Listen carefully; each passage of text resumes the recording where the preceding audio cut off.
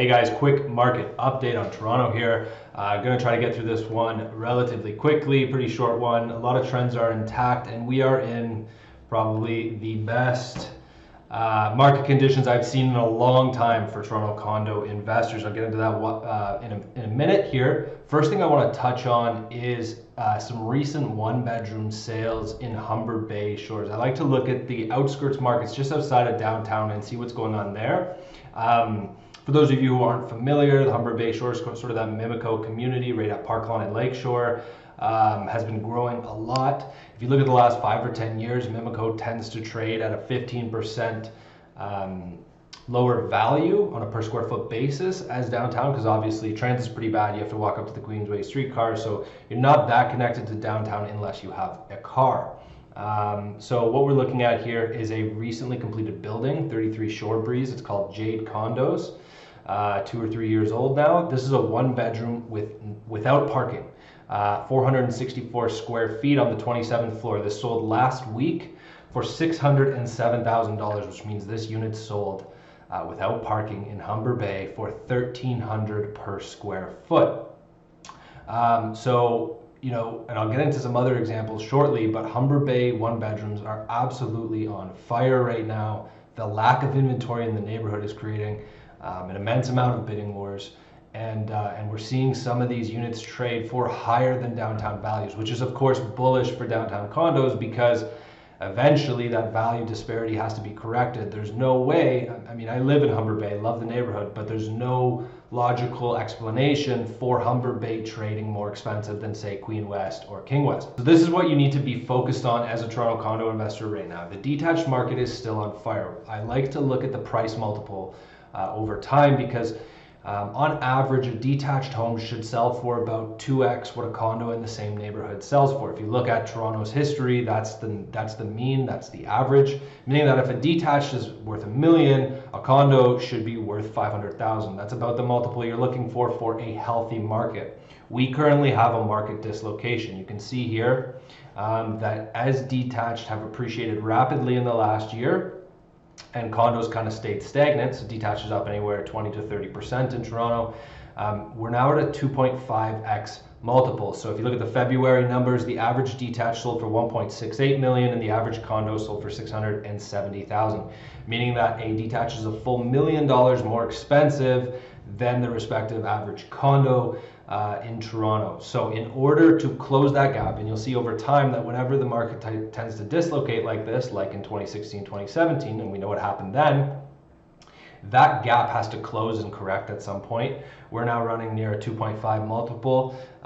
So in order to close that gap to the historical normal, you can expect condos to appreciate about 24%. Now that's if detached don't continue to appreciate. Obviously, if detached continues to appreciate, the runway for condo appreciation is actually more, and you could see more appreciation than that. But if this trend stays intact, you're starting to see a reversal right now, actually, as condos start to pick up in sales volume.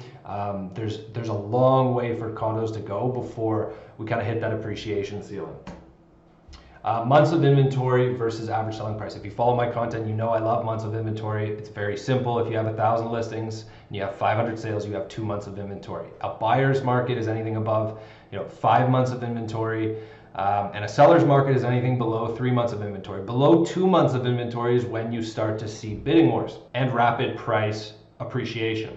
The last time we were hovering around a balanced market at about 3 months of inventory, and then we collapsed below 1 month of inventory in the condo market was, of course, in 2016, 2017. And that was the start of the trend reversal where condos closed back into that 2x multiple. We are seeing the same thing right now. You can see months of inventory during COVID was around that 3 to 4 months of inventory, and we've just now again crashed below 1 month of inventory. This is why you're seeing all the inventory disappear.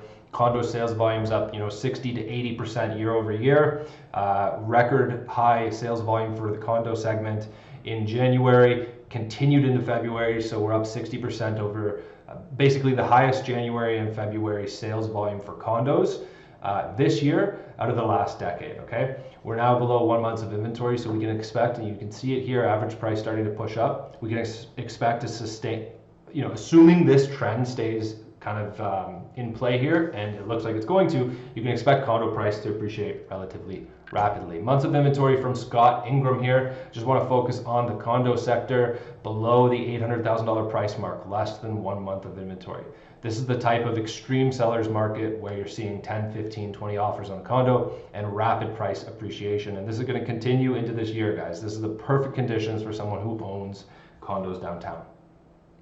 A couple more examples at Park Lawn and Lakeshore. Here's 36 Park Lawn, 2801.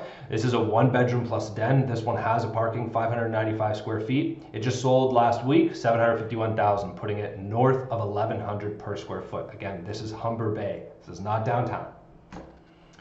80 Marine Parade, an older building, $606,000. It's a 620 square foot 1-bed with 1 parking, sold for $977 a foot. Eau Soleil, unit 3205. This one is a 586 square foot 1-bedroom with 1 parking, sold for $751,000 last week, putting this guy at $1,282 per square foot in a neighborhood where you can buy pre-construction today for about $1,000 a foot. This is one of the few times I've seen in the last 2 or 3 years where you can actually pick off pre-construction cheaper than what it's selling for on the resale market. Here's another example at Eau Soleil, 1 bed, 1 parking, 521 square feet. Great layout. This one sold for just over 1,100 a foot, so you're looking at $595,000 on this one. Another example at a slightly older building, Westlake Phase 1, 1-bedroom plus den with parking, 645 square feet, sold for $658,000. So this one sold just over $1,000 a foot. So there's a market dislocation obviously happening here. You're seeing some units in Humber Bay Shores sell for more than the same type of unit would sell for in, say Queen West. This is, interesting. Obviously Humber Bay has a lack of inventory, so does downtown as a whole right now, but we can obviously expect more appreciation into the end of this year. If you want to talk condo investing with me, book a Calendly. The link is in the description. We can have a quick 10 to 15 minute phone call to go over your goals, and I will see you guys next week.